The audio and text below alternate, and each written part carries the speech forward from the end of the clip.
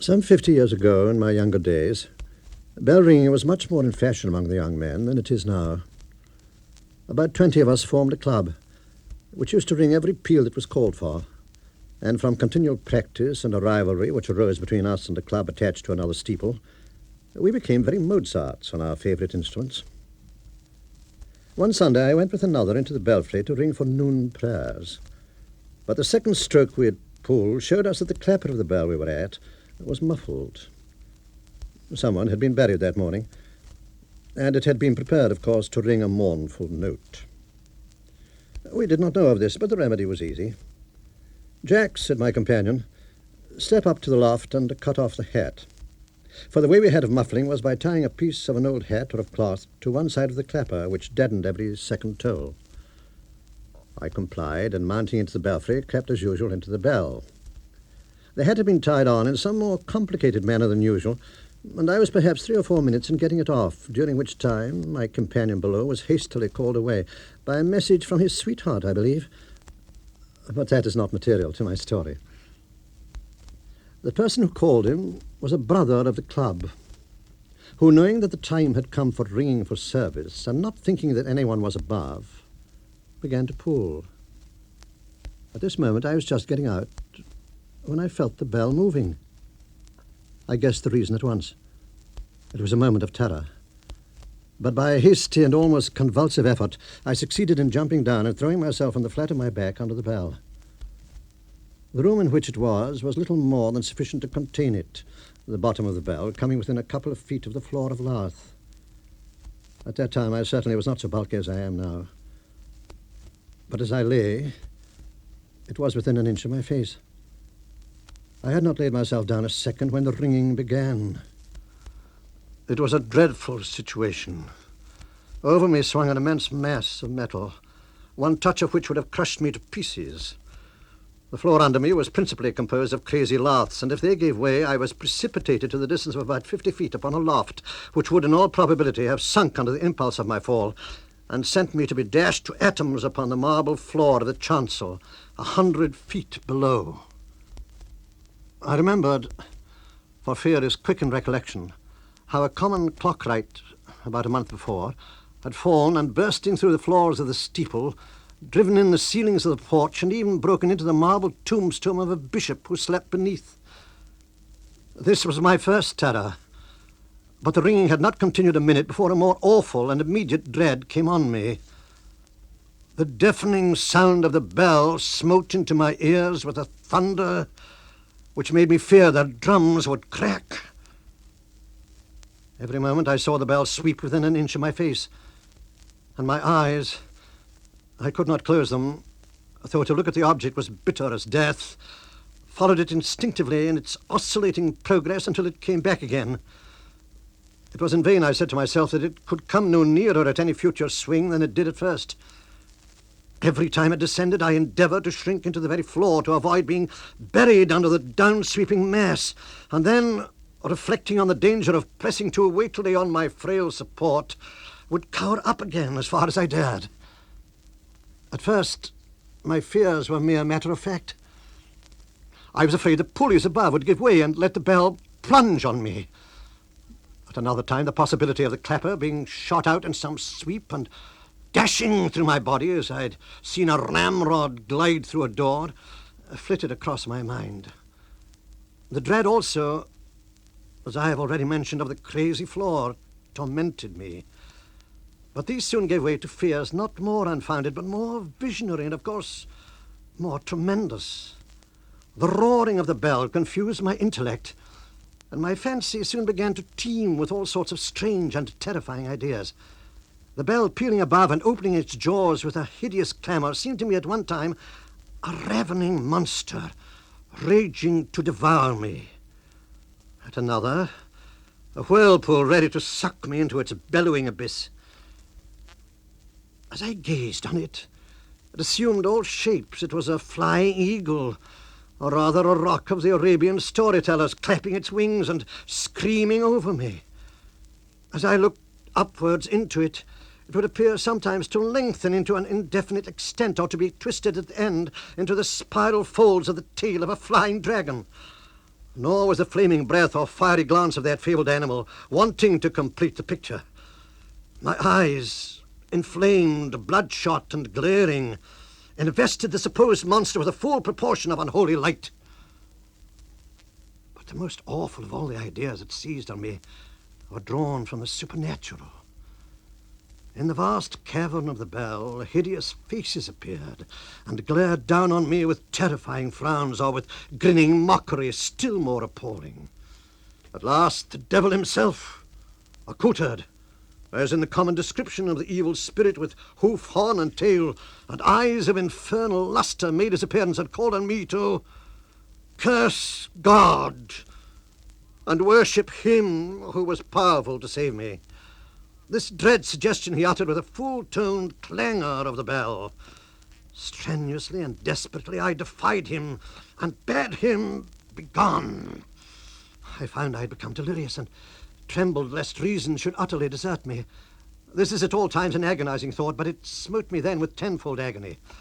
I feared lest, when utterly deprived of my senses, I should rise, to do which I was every moment tempted by that strange feeling which calls on a man whose head is dizzy from standing on the battlement of a lofty castle to precipitate himself from it, and then death would be instant and tremendous.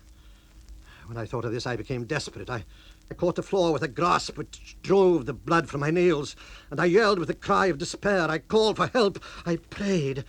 I shouted, but all the efforts of my voice were, of course, drowned in the bell. As it passed over my mouth, it occasionally echoed my cries, which mixed not with its own sound, but preserved their distinct character. Perhaps this was not fancy.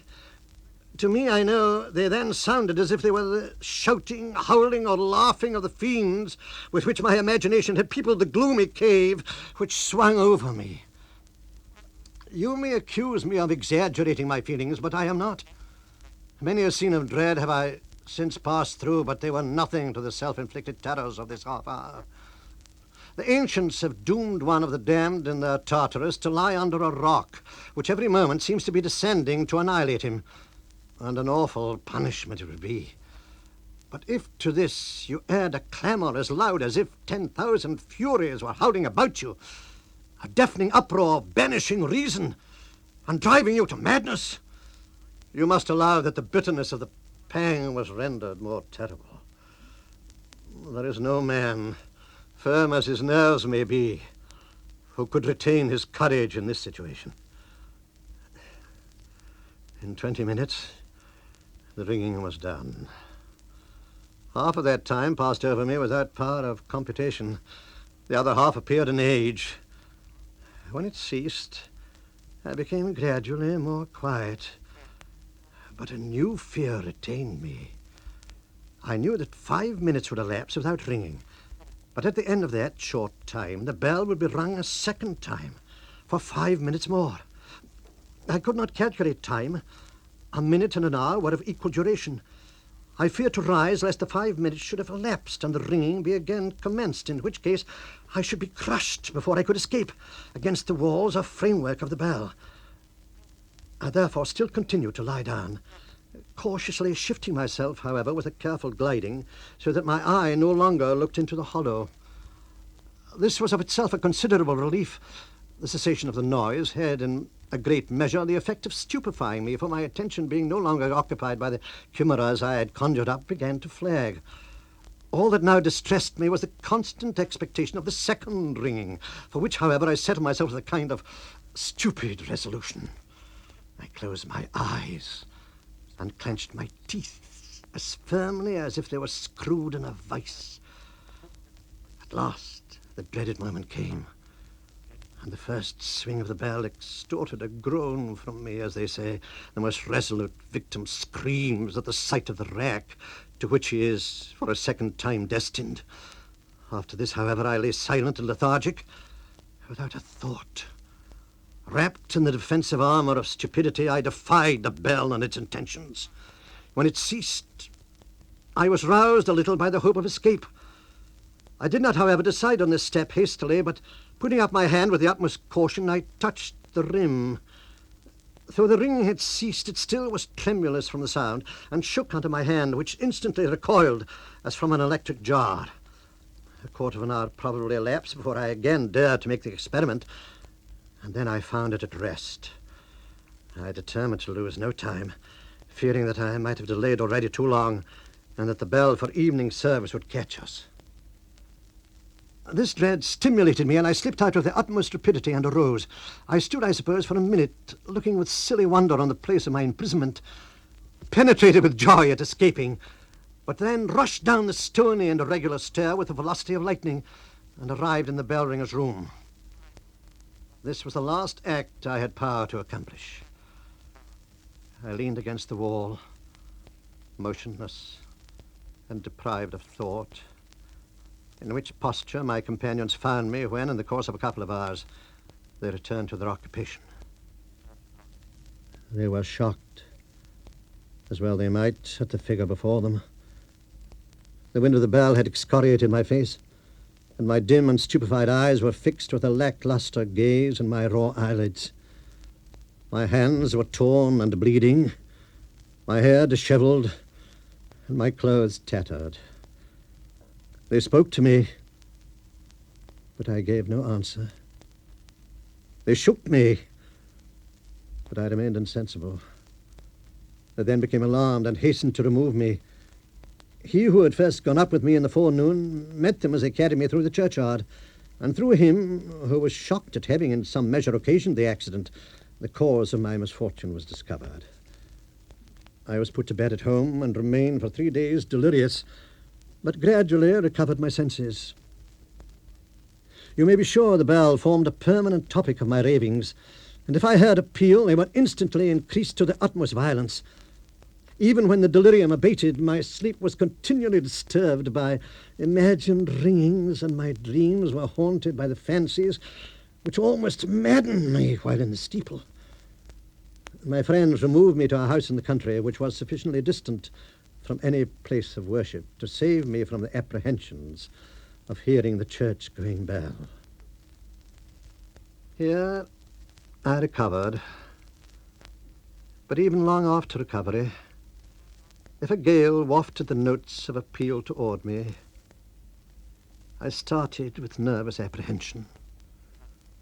I felt a Mohammedan hatred to all the Bell tribe, and envied the subjects of the commander of the faithful, the sonorous voice of their muezzin. Time cured this, as it does the most of our follies. But even at the present day, if by chance my nerves be unstrung, some particular tones of the cathedral bell have power to surprise me into a momentary start.